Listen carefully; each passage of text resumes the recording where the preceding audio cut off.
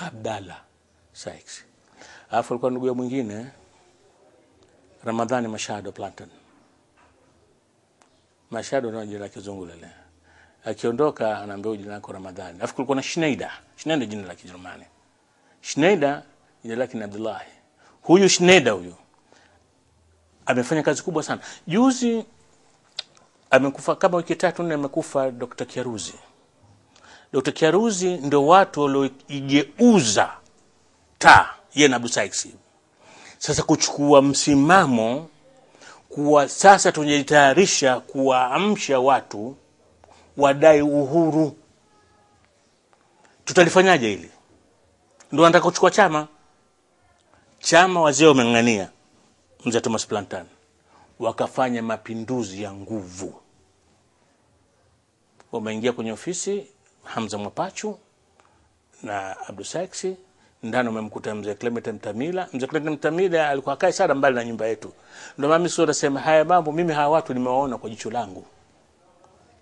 Wakamchukua kwa nguvu, wakamtupa nje pale, wakachukua ofisi ile. Lakini ile kaonekana hii mambo ya vurugu hii. Uitishwe mkutano, ukatishwa mkutano pale Mnazi Mmoja. Lakini Waingereza washapata habari. Unajua makachero kwa nao saa 24 wanazunguka wale. Kwa hao bwana nia yao ishajulikana, wakaja Waingereza kwa nguvu pale ndani ya chumba cha mkutano. Sasa watu wanaogopa. Sasa hapa wanapoingia Schneider huyo. Schneider akasema bwana, sikilizeni bwana. Hapa unatafanyika mkutano wa uchaguzi, hawa watu hataki viongozi hawa. Na huyo anakataliwa, huyo kaka yake Mwalimu Thomas Plantan. Hapa tumekutana, tuitane wanachama, tuje wanachama hapa tuchague uongozi mpya, uongozi ufai huu. Sasa turudi kwa Kiaruzi. Kiaruzi walipokuwa wanaeleza kifo chake kwenye gazeti la Raia Mwema, mimi nimesoma, yule mwandishi anasema kuwa huyu Kiaruzi ndio alichukua chama akamkabidhi Nyerere. Mimi nikasema kwa nini wanataka kuwapa watu sifa ambazo si zao? Chama cha tano kikutoka kwa Kiaruzi kikaenda kwa Nyerere. Kuna hadithi hapa.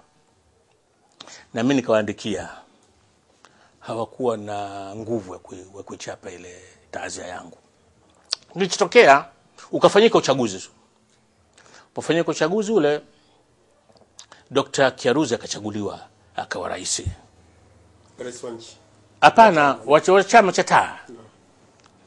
Na katibu wake akawa Abdul Wahid Sykes. Walichofanya baada pale wakatengeneza kitu kinaitwa wenyewe katika nyaraka zile wanaita political subcommittee. Mimi nimesoma kabisa zile nyaraka kwenye mafaili ya kina Sykes. Lakini mimi kwa sababu siku hizi tumeendelea katika Kiswahili, mimi nikaita ile kamati, nikaita kamati ndogo ya siasa katika taa. Na kitu ambacho alichofanya Abdu cha kwanza, alijua hii haiwezi kusimama bila kumpata Sheikh Hassan bin Amiri. Maki ndo alikuwa mufti wa Tanzania. Sadakta na Unguja. Sio Tanzania pekee yake. Wakati ule Tanganyika na Unguja ndio alikuwa mufti. Kuna kitabu cha Sheikh Hassan bin Amiri kaandika Dr. Zidi. Wasomaji wasikilizaji mkitafuta kitabu msome. Ingawa sikisemi vibaya, lakini mimi nilishaandika maisha ya Sheikh Hassan bin Amiri. Lakini alipotokea Dr. Zidi kwa naandika hii, nikamwambia siendelea, mimi yangu nitaacha. Lakini akanambia mimi Muhammad sintoandika ugomvi wa Sheikh Hassan bin Amiri na Julius Nyerere.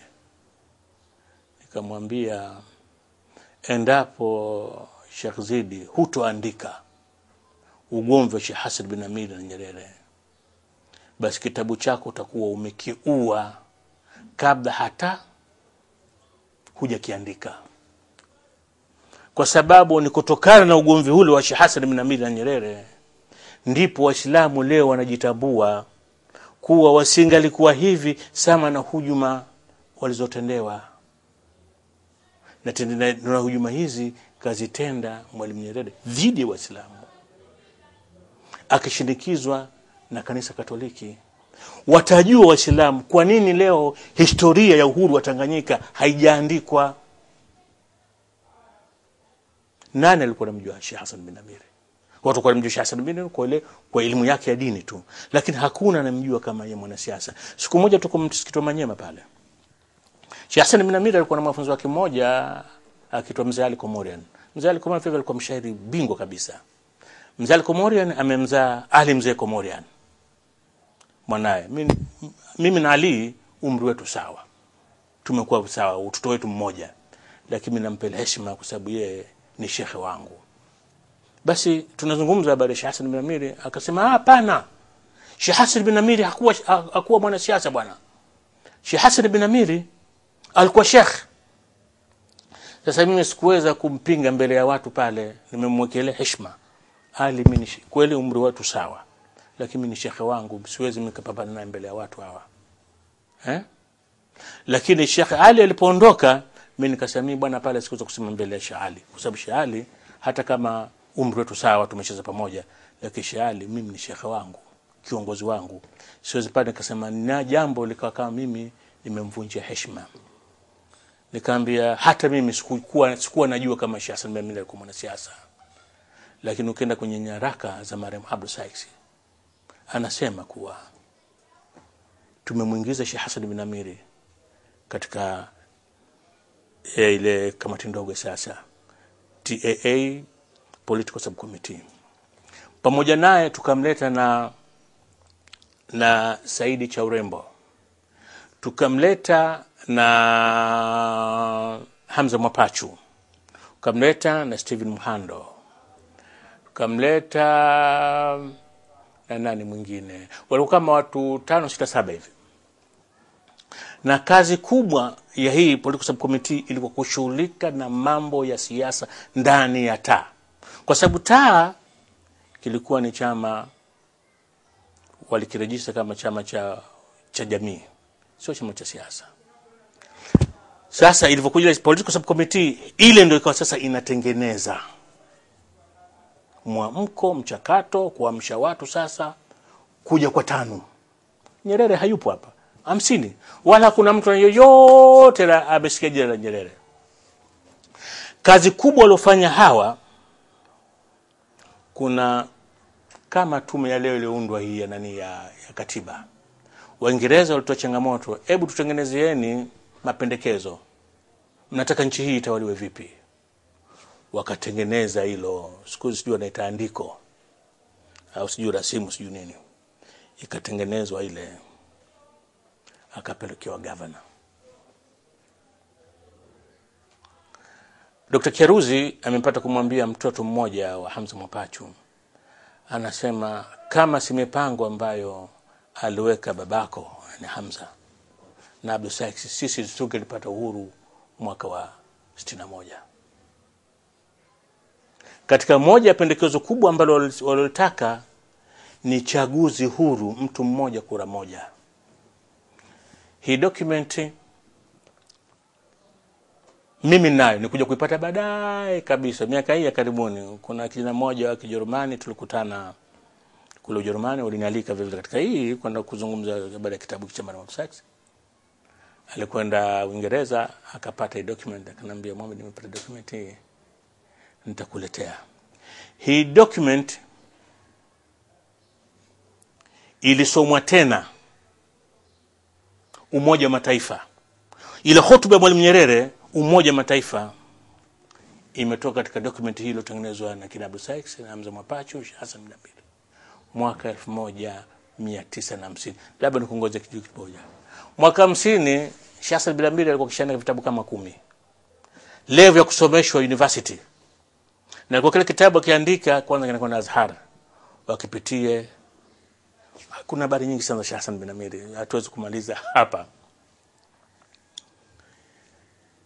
Na ikaja kuzungumzwa tena hii document 1950, ikaja kuzungumzwa tena kwenye mkutano wa kuasisi TANU tarehe 7 mwezi wa 7 mwaka 54 pale New Street.